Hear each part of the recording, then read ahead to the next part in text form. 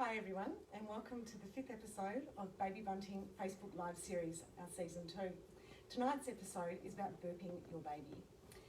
New mums have so many new experiences, and although burping a bub may seem quite simple, there are often a lot of questions that come up around burping babies.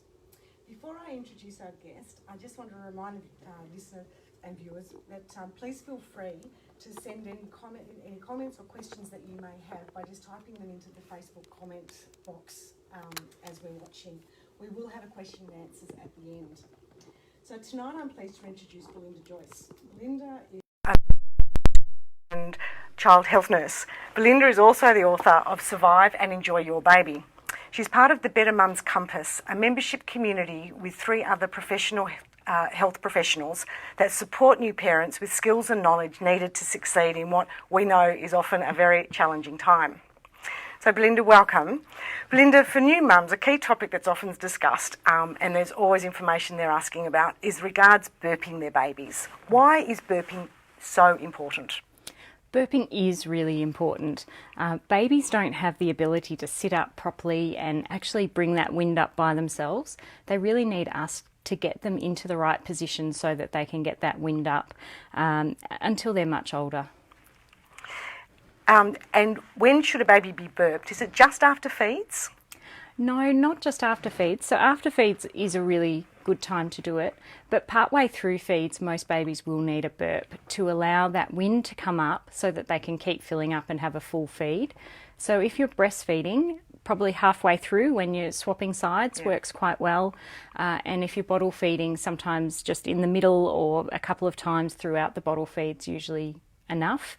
And sometimes you'll actually notice their body language really tells you that they need a burp. So they're squirming and they're not sucking in that rhythmical sort of way anymore, and giving them a burp is enough to usually make space for more. Okay, so taking baby's cue yes. is a good tip. Can you show us today how to burp a baby? We've got our little baby here. Would you mind showing us how to burp a baby? Yes, sure. So it's always a good idea to put something up on your shoulder if you're doing it this way, because babies do tend to bring up a little bit of milk when they're burping, and that's fine. So getting your baby right up onto the shoulder, if it's a little newborn, they're not going to have the neck control, so really making sure that you support the neck, bringing them up a little bit higher than what you're probably thinking is required, and that's just so that your shoulder is pushing just the tiniest little bit into their stomach to help push the air or wind out of their tummy. And a little bit of patting and some rubbing and some patting and some rubbing, and really just having them in that upright position helps gravity to bring the bubbles all the way to the top. And that's usually all that's required in that position. Okay. And are there other positions for burping? There absolutely are. So some people love this position of sort of sitting up. Again, if it's a newborn, you do have to do quite a lot of support. Bringing your hand in underneath the chin and moving the baby forward a little bit. And again, a little bit of rubbing, a little bit of patting, and allowing that burp to actually come up. And the other common position for people to use is lying, that wasn't very good, lying across your tummy, on their tummy, across your lap. Same thing, little bit of rubbing, little bit of patting. And sometimes from this position, it's when you actually pick them back up again that the burp often will come up. Okay. It works quite well. Yeah. So I guess you're really saying is just try different positions until you feel right. I know as a mum, my favourite position was the one you just showed us then across the lap, and particularly when my son was a newborn, that worked wonders for me. But as he got a little older, it did come up on the shoulder. Yes. And how long do we need to burp a baby for? Look, just a few minutes is usually enough, and hopefully something will come up at that time. And if my baby doesn't burp after a feed, should I persist, and for how long should I? Look, in years gone by, we did used to suggest that people just keep burping, but there's really no evidence that shows that that's necessary. So after a few minutes, and you know, particularly overnight and things, after doing this for a few minutes, if nothing's really coming up, you don't need to keep going.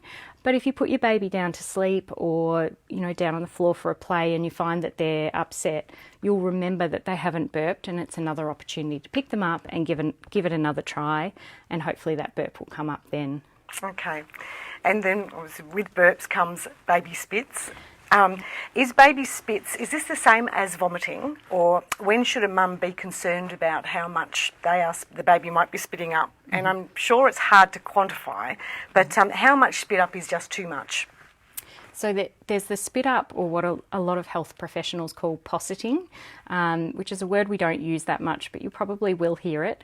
That's small amounts of milk that just come up. They escape out of the stomach because the muscle at the top of their stomach is quite immature, and the milk just comes up, and you get, perhaps if you were burping your baby, you might get small amounts of milk on your shoulder, little amounts of milk coming out of their mouth and down their clothes and things, whereas a vomit is usually, a decent amount of milk coming out of their stomach, maybe even a whole feed, and it usually comes up much more forcefully, and the baby's body moves when they do it.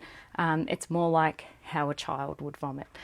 So a vomit, if it's just a one-off, isn't a big deal, but if it's frequent, or your baby's unwell, or it's happening all the time, it can be really hard for the baby to keep enough milk down to actually grow well. So it would be good to talk to your maternal child health nurse or your GP. And sometimes it is hard to describe what your baby's doing. So taking some photos on your phone can be a really great option as well, because then you can show your nurse, this is how much my baby's been vomiting, and then they can really give you a much better guidance on That's a great suggestion, because it is hard to quantify, and it is reassuring for mums to get that extra advice if needed. But you're obviously saying just a small amount of spit up is quite normal, and it's exactly what we expect, and that's why we have a cloth. Yes. So newborn babies particularly can be very, very sleepy. If baby is asleep, should I still try and burp?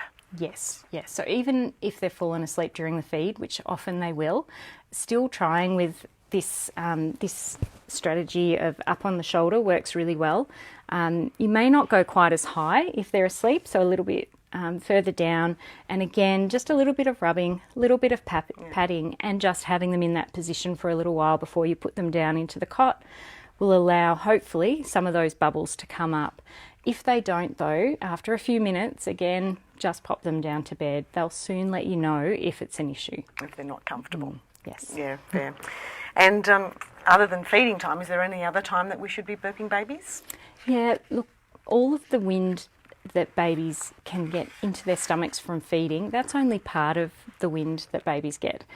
They also swallow large amounts of wind when they're crying. So they'll take big gasps and then swallow that wind as well, or that air, and that gets trapped in the stomach as well. So if your baby's had long bouts of crying, that's another really good time to pick them up, give them some reassurance because they've been crying and they need that, but at the same time do a little bit of burping, and you might be surprised they could bring up quite a few burps, and again that's going to help them settle and not cry so it doesn't turn into a cycle.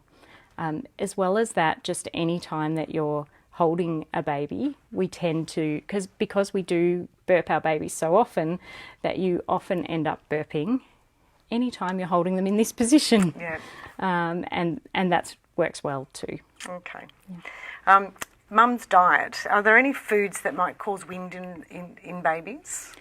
With burps, there's no evidence to suggest that mum's diet, if she's breastfeeding, will make any difference. So there's really nothing you need to avoid, and I think all of the evidence says a good varied diet and everything in moderation usually works really well. It's a good lesson for all of us in life. And so often when feeding and then burping our baby, there can be a little rumble in baby's nappy. Some parents can be confused with this wind and burping. Is passing wind like this considered a burp, and would that be providing the comfort that a baby needs after a feed? Look, the aim of burping really is sort of getting the wind up from their stomach and out through their mouth. But if they're passing wind from their bottom, which is really common after feeding or during feeding, that it's still helpful, but you haven't really made that happen. And it's more that their gut has been stimulated from feeding, and their bowel is moving that has pushed that wind out. And either way, it's still really good because, it's better out than in. Your baby will be much more comfortable in their stomach. Absolutely. And I guess so it's all about getting the air out of the stomach and up through the mouth. Yep. Okay.